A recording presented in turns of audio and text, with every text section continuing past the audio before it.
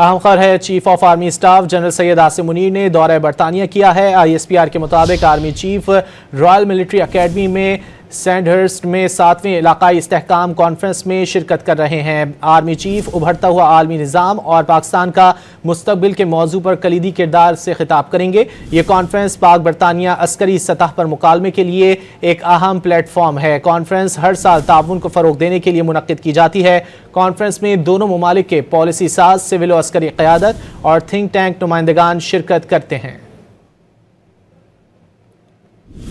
Chief of army staff general Syed Asim Munir ने दौरा बरतानिया किया है। ISPR के मुताबिक army chief royal military academy में सैंडहर्स्ट में 7वीं इलाकाई इस्तेहकाम कॉन्फ्रेंस में शिरकत कर रहे हैं।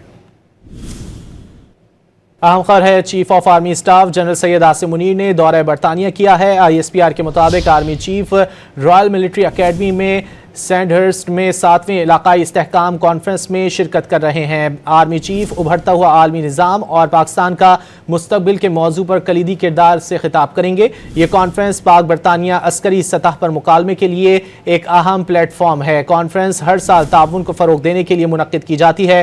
कॉन्फ्रेंस में दोनों ममालिक के पॉलिसी साज, सिविल और अस्करी क़यादत और थिंक टैंक नुमाइंदगान शिरकत करते हैं। Chief of army staff general Syed Asim Munir ने दौरा बरतानिया किया है। ISPR के मुताबिक army chief royal military academy में सैंडहर्स्ट में 7वीं इलाकाई इस्तेहकाम कॉन्फ्रेंस में शिरकत कर रहे हैं।